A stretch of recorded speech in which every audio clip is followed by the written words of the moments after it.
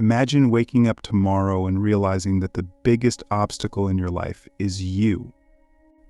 Not your boss, not your parents, not society, not even fate.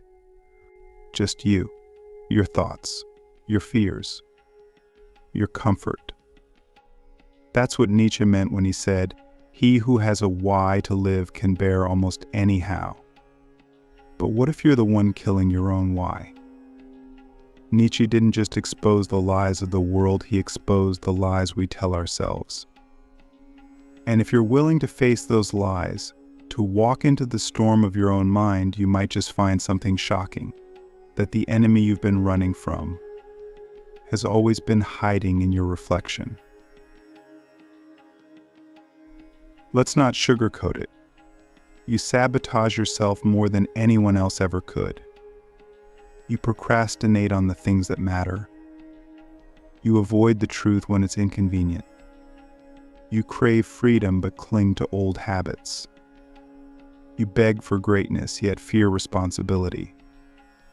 And here's what Nietzsche would say: man is the most cruel animal, not just to others but to himself. We chain ourselves with comfort. We poison ourselves with comparison. We kneel before the gods of approval, validation, and ease. And then we wonder why we feel empty, why we feel lost. Nietzsche's insight: you are not oppressed by the world, you're oppressed by your own unwillingness to suffer meaningfully. Click subscribe to this channel to get more profound insights. Let's go deeper.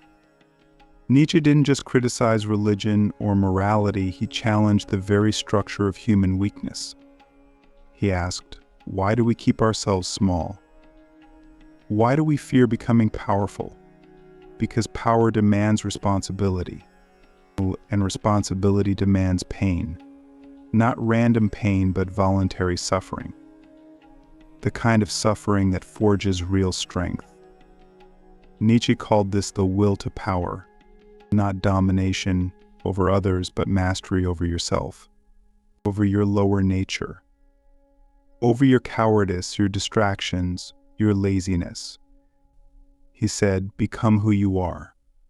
But how can you become who you are if you're too scared to confront who you've become? Here's the brutal truth: you are your own battlefield. And most of us surrender before we even fight. We numb ourselves with entertainment, with routine, with noise. But deep down, we know we feel it, that something is decaying inside. That every time we choose safety over growth, something dies. That's the enemy, not out there. In here, in the excuses, in the justifications, in the quiet voice that says, maybe tomorrow. Nietzsche's insight is a mirror. And when you finally look into it, you see not a monster, but potential. Raw, dangerous, divine potential. But it comes with a cost. You must destroy the weak parts of you. Are you willing to do that? Let's pause. Here's a question: what part of you needs to die so the real you can live? This isn't poetic. This is surgical. Maybe it's your need to be liked. Maybe it's your addiction to comfort. Maybe it's the story you keep telling yourself about why you're not ready. Nietzsche would tell you, good, kill it. Because if you don't, it will kill you. Slowly, quietly. And one day you'll look back and realize the enemy wasn't anyone else, it was always you. That's not a tragedy. That's liberation. Because if you're the enemy, then you can also be the hero. Now let's take it up a notch. Nietzsche believed that most people live in what he called herd morality. They follow the crowd. They seek approval. They obey rules not because they believe in them, but because they fear standing alone. But genius, the Übermensch, the overman, dares to create his own values. He dares to say, no, I will not live according to your script. But here's the twist: to become that person, you have to go through chaos, through isolation, through the desert of your own becoming. And most people turn back. They say, this is too hard, too lonely, too uncertain. But Nietzsche's point? That's the test. That's what separates the herd from the creators. Let me ask you something. When was the last time you made a decision without asking what others would think? When was the last time you chose what was right over what was easy? If you can't remember, then you're still living for the herd. And that's okay. But don't lie to yourself and call it freedom. Call it what it is: avoidance. Nietzsche didn't hate weakness, he hated dishonesty. Especially the lies we tell ourselves to stay comfortable. He believed that life is suffering, but that suffering can be sacred if it's aimed at becoming something higher. So I ask you, what suffering are you avoiding that could actually be your salvation? Let's talk about resentment. Nietzsche saw it as one of the most toxic forces in the human soul. Resentment isn't just anger, it's weakness disguised as morality. When you say they're successful because they're lucky, or he's rich because he cheated, what you're really saying is, I'm too scared to try. That's resentment. It poisons your ability to grow. It makes you feel morally superior while keeping you emotionally small. Nietzsche said, beware that, when fighting monsters, you yourself do not become a monster. When you resent others, you become the very thing you hate, a prisoner, not of society, but of your own bitterness. So what's the cure? Radical self-honesty. You have to sit in the fire of your own truth. You have to look at your envy and say, this is my fear talking. You have to look at your excuses and say, this is my laziness lying to me. You have to look at your comfort and say, this is my cage. That's hard, brutal even, but it's the only way to escape the enemy within. Nietzsche didn't offer peace, he offered war, but not against the world, against yourself, against the parts of you that are afraid to become who you're meant to be. And here's the final twist. Once you win that war, the world changes. Not because the world got better, but because you did. You become someone who doesn't need external validation. Someone who can suffer with purpose. Someone who can stand alone with honor. That's the peak. That's the overman. That's the person who lives by their own code, creates their own values, and walks their own path even when it hurts. Especially when it hurts. Because pain is not the enemy. Comfort is. Pain wakes you up. Comfort puts you to sleep. So I ask you one last time, are you ready to wake up? The fire inside you, how suffering, struggle, and self-overcoming forged the Übermensch. Let's begin with a burning truth. Without suffering, you are nothing. Not in a cruel or hopeless sense, but in the deepest, most transformative way imaginable. Nietzsche believed suffering wasn't a flaw in life, it was the engine of greatness. It's not the obstacle to who you are meant to become, it is the path. Think about it. Every person you admire, every legend, every innovator, every creator, they didn't become who they are in spite of struggle. They became who they are because of it. The fire didn't destroy them. It forged them. And if you're willing to walk into your own fire, you'll discover that the enemy you once feared was the beginning of your transformation. Nietzsche's idea of the Übermensch, the overman, isn't about superiority over others. It's about superiority over your former self. It's not about domination. It's about transcendence. And to transcend, you have to suffer consciously, voluntarily, You have to pick up your pain and say, I will use this, not escape it, not numb it, but use it like steel being sharpened, like coal turning into diamond. Every hardship becomes a hammer. Every failure becomes a forge. Every loss becomes a lesson, but only if you choose to face it. Only if you stop blaming the world and start confronting the war inside you. So ask yourself, what pain are you running from that could actually set you free? Let's get brutally real. You say you want to be great. You say you want to change your life. But are you willing to suffer for it? Not just physically, but existentially. Are you willing to sit in the silence of your own mind, face your darkness, and come out reborn? Nietzsche said, one must still have chaos in oneself to be able to give birth to a dancing star. That chaos, that's your suffering, your confusion, your inner war. And the dancing star, that's your genius, your clarity, your final form. But most people kill the chaos too early. They sedate it, avoid it, distract from it. And in doing so, they abort their own becoming. So I ask you, are you killing your chaos before it can create your star? Here's the twist. The very thing you think is ruining your life, your anxiety, your loneliness, your despair might be the birthplace of your genius. Nietzsche didn't just accept suffering. He embraced it. He redefined it. He called it necessary. Because without it, there is no overcoming.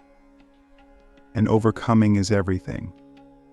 That's the will to power at work, not the will to comfort or to happiness, but the will to overcome, and to rise above your former self, to say, this broke me, and then I built myself better.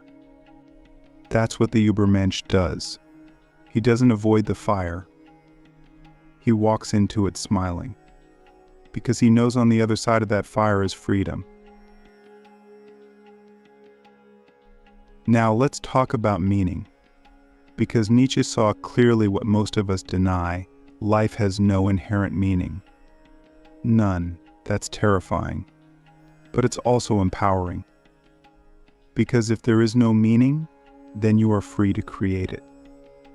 And that's the ultimate act of the Übermensch value creation.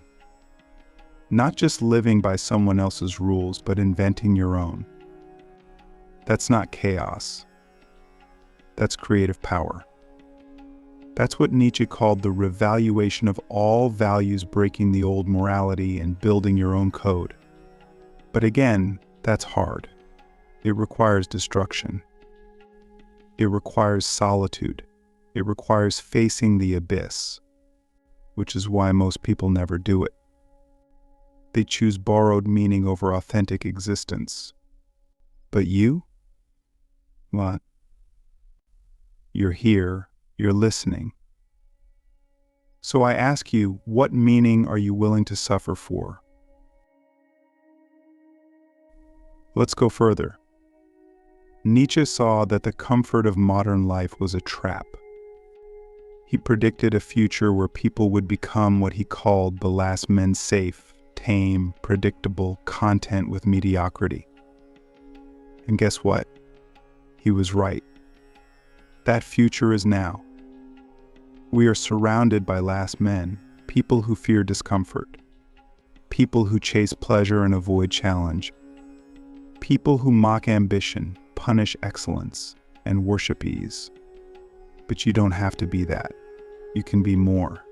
You can become, but only if you rebel. Not against others, but against the part of you that wants to stay small. That's the real revolution. Not political, not social, but existential. So I ask you, will you choose the last man or the overman? This is where the video turns from reflection to action.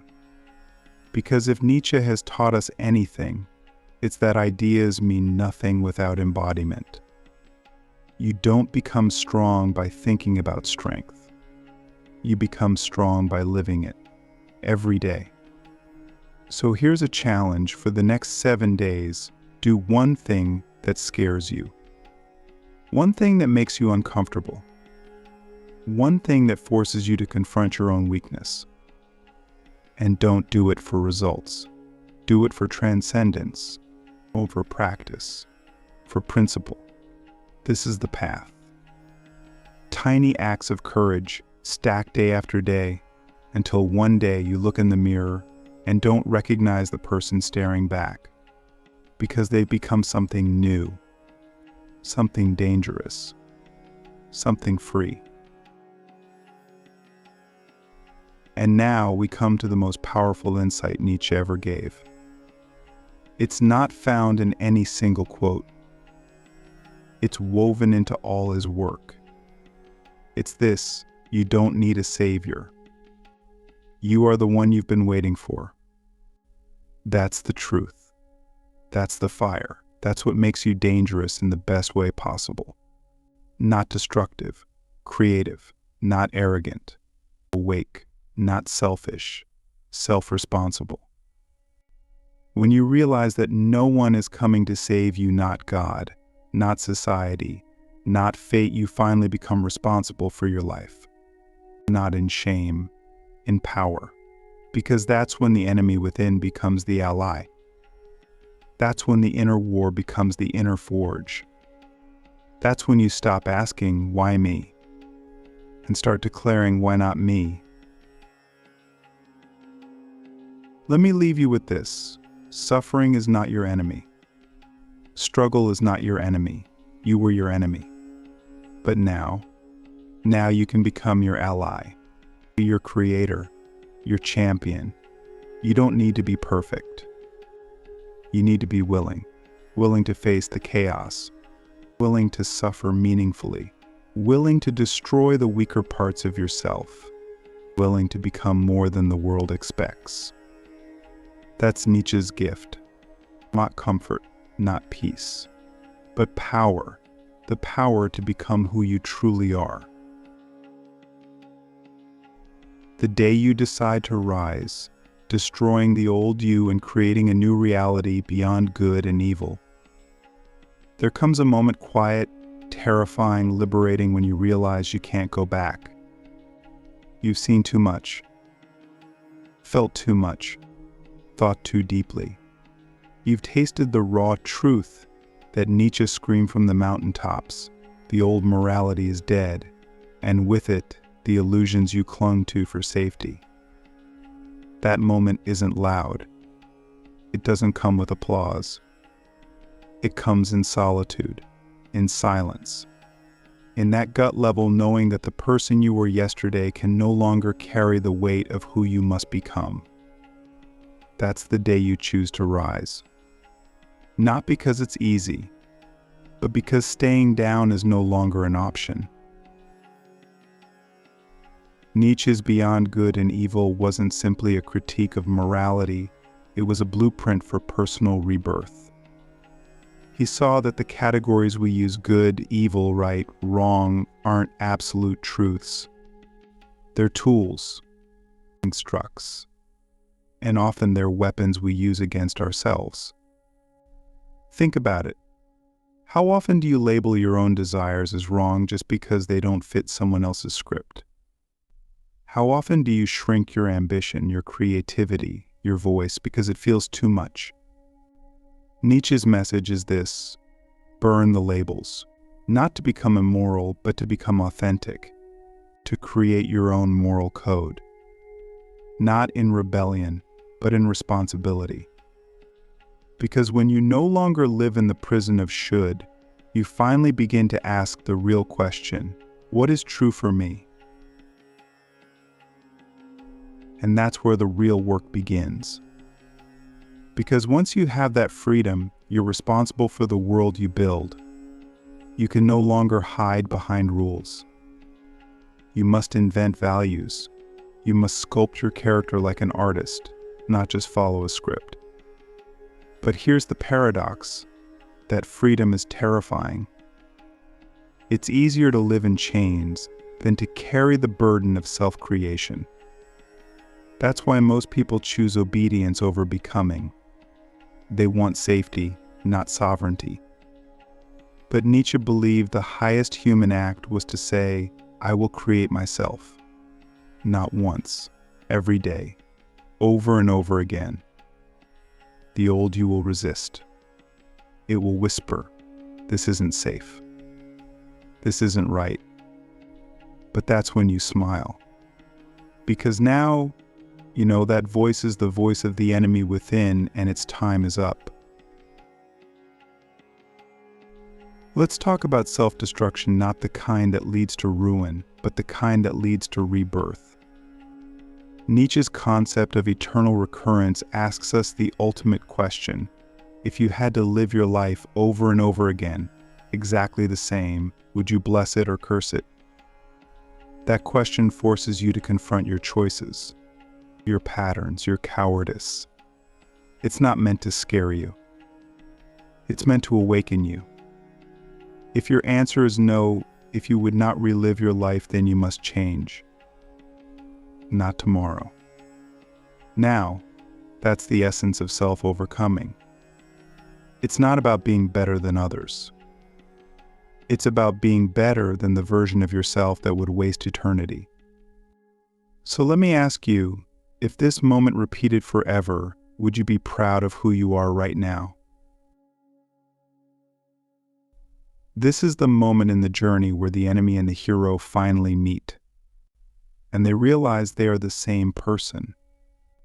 You thought the enemy was your fear, your procrastination, your weakness, but now you see those were just signals, warnings, invitations. The real enemy was your refusal to listen. But now something shifts. You no longer fight your fear. You integrate it. You no longer resist your suffering. You use it. You no longer deny your ambition. You own it. That's the turning point. That's when the enemy becomes your training partner. And every time you hear that voice, the one that says you're not ready, you're not enough, you should quit, you use it as fuel. Because now, that voice is proof you're on the path. So how do you live this every day? Not with grand gestures, but with rituals, with presence, with relentless self-honesty. Every morning ask, what old part of me must die today? Every night ask, did I live by my own values or someone else's? This is not about perfection. It's about practice. Daily, disciplined, philosophical practice. It's not sexy, it's not viral, but it is transformational. Nietzsche didn't want followers, he wanted creators. He wanted you to become a philosopher of your own life, not by memorizing quotes, but by living them. So here's your mission. Don't just admire Nietzsche.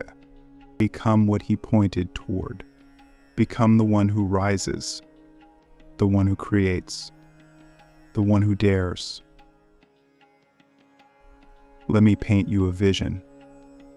Imagine waking up and knowing deep in your bones that you are no longer your own worst enemy, that the war inside you has become your workshop, that your fear has become your compass, that your suffering has become your strength, that your past no longer defines you, it refines you. Imagine walking through the world not needing approval, not fearing failure, not begging for meaning, but creating it. That's not a fantasy. That's what Nietzsche believed was possible. That's the Übermensch. Not a god, not a tyrant, a liberated human, one who's finished being a slave to the enemy within, one who has forged a self so real, so raw, so earned that no one can take it away. And now we end where we began. The enemy was always you, but so was the hero, so was the creator. So was the fire. Nietzsche never wanted you to worship him. He wanted you to awaken.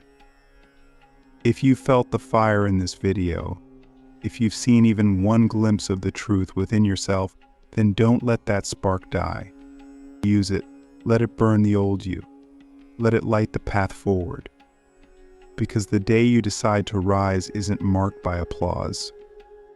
It's marked by silence, by solitude, by a simple, brutal choice. I will no longer betray who I could be. And that right there is the greatest rebellion of all. So I ask you one final time, who are you becoming now that you've stopped standing in your own way?